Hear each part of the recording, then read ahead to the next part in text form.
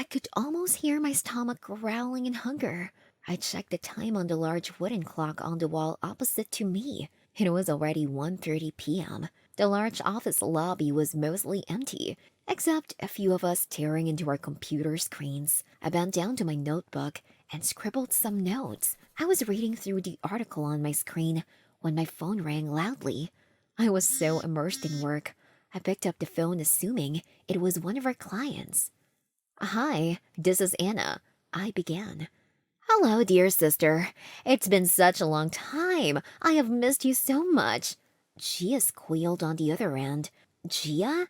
What? How do you even have my number? I was completely baffled. A handsome young man sitting next to me raised an eyebrow, and I smiled at him dryly. Oh, come on. We're sisters, after all. You should ask me how I'm doing. Gia sighed. But don't tire yourself. I'll just answer you anyway. I am doing unbelievably well. I just met a guy last week. His name is Devin. You know how I am. One moment we were having a coffee at a cafe, and the next moment he was in my bed.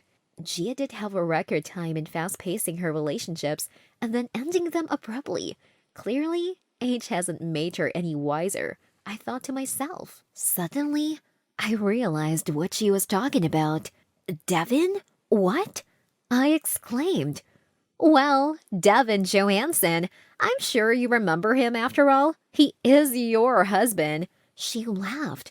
I met him rather accidentally, but imagine my surprise when he told me his wife is Anna Kinsley. I was so delighted, and I immediately took a liking to him after he told how tragic his marriage was and how much he hated you. She laughed again. I thought I should let you know he is sleeping with me. We are sisters, you know. I am here for you, to give you the good and the bad news. I always prefer the latter. Anyway, the bad being that your marriage is obviously over. The good being he's absolutely in love with me and he wants to marry me next month. Gia chirped excitedly.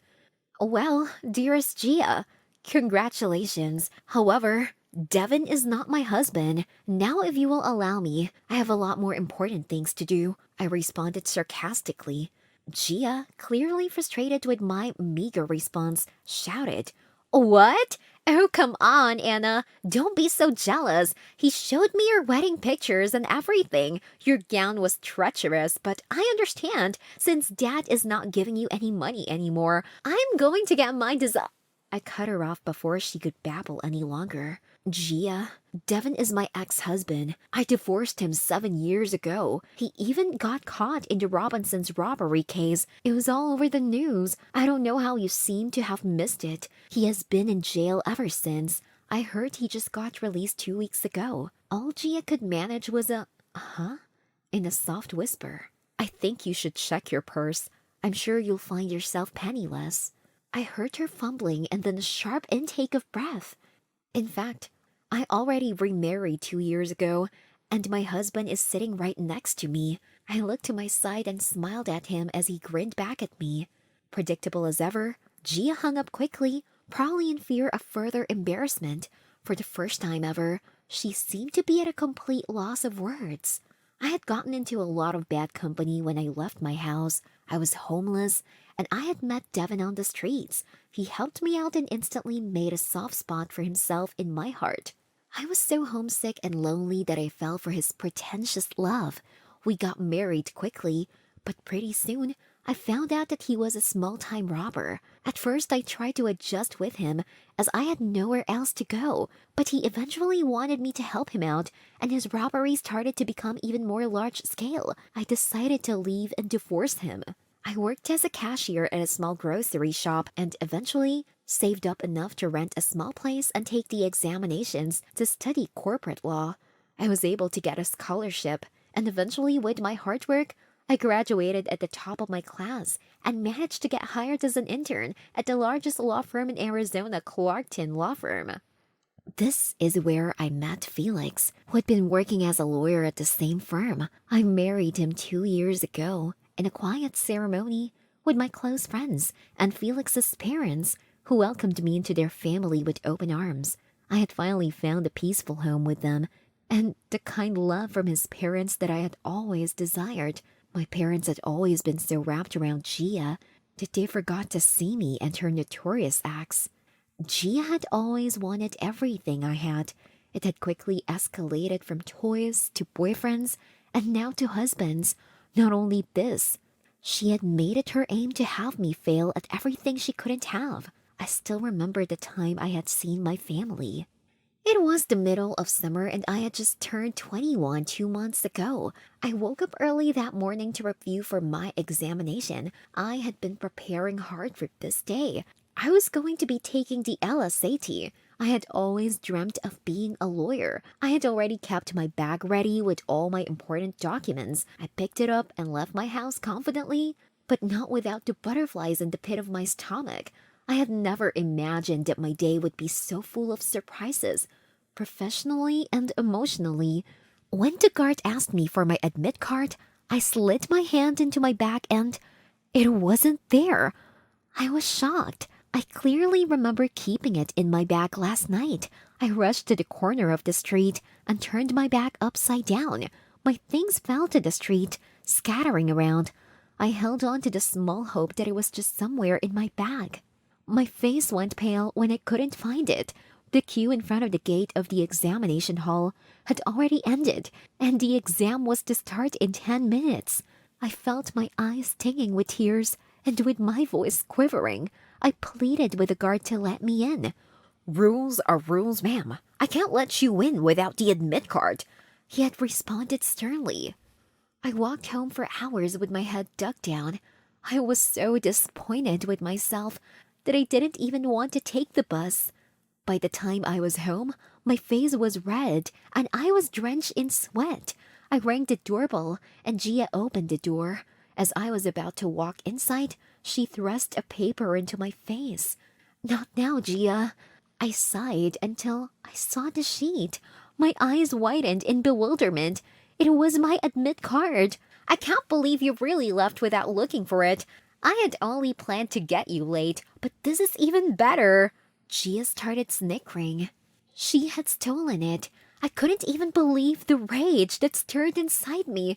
I slapped Gia's plump cheeks, streaking her pale skin red with my fingertips, shouting, "How could you?"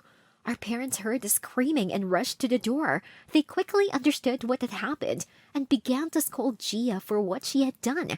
However, as soon as Gia began to cry and whispered, "I just didn't want to be left alone at home. I thought Anna can just take the exam with me next year and we can leave together. I didn't know it was such a big deal." They softened up and began to console her and turned to me. "Anna, you shouldn't have slapped her. Look at her face." My mother retorted. This was usual in our house. Gia would do something unforgivable and then just cry to be forgiven. My parents always fell for it because they never saw her sly smiles or heard her snarky remarks. They never believed me when I tried to tell them. In the end, I would end up looking like a villain. I turned a deaf ear to my parents and simply stomped up to my room and didn't come out until the next morning. This incident had put a nail in the coffin for me. I knew Gia didn't care about me not being at home. She just couldn't let me have a career before her. So I packed up my belongings and left without digging goodbye to my family, and since then, I have never looked back. I don't know if they ever looked for me, but I moved to a new city and changed my number so they could never find me. I no longer wanted to be a part of a family that didn't care or value me. A few weeks after Gia's call, I heard from my parents. They told me about the whole incident in detail. After her phone call with me, Gia had hurried back home. She had left Devon alone with her parents as she had walked to the nearby park to call me. Devon had given her some information about me, and then she had eventually managed to find my number on the company's directory. She heard her parents screaming from the attic as soon as she stepped into the house. The whole place seemed to have been hit by a storm. She rushed upstairs and opened the attic door. She helped our parents down the stairs as they were breathing heavily, clearly in panic with what they had witnessed. Gia handed them a glass of water, and then they explained how Devon had asked if he could see Gia's childhood pictures. Our parents had felt it was rather sweet and had led him to the attic where they had stored all of our albums. When they turned around to show him some of the albums, he was nowhere to be seen and had locked him in the attic. After that, they had heard noise around the whole house and laughter in response to their screams. My family then called the police, who figured out that Devin had been planning this for a week with his friends. They had stolen everything from the house, including the savings that they had been keeping at home for Gia's wedding. They were left in a financial stitch. The police had reported that it will be incredibly difficult for them to find Devin's whereabouts, as he was involved in classified robberies and knew how to cover his tracks very well. My family had asked me for help, as they knew I was working at a law firm. They were furious to find out that Gia had been dating Devin only because she thought he was my husband. They had finally realized how devious their daughter had become due to all their pampering. They profusely apologized to me, but I told them, you can't undo years of damage in one apology. However, after their constant begging and calling, I gave them my friend's number who dealt with such cases. I told them to give our relationship time as they had lost all my trust. The incident was widely publicized, and although Gia had not technically committed any crime, she had managed to completely tarnish her good image. People had finally begun to see her as the selfish, sneering person she was. She tried to contact me again, but I told her that if I ever hear from her again, I will file a restraining order against her. There was no way I was ever going to forgive her. However, I knew Gia was never the one to give up or change.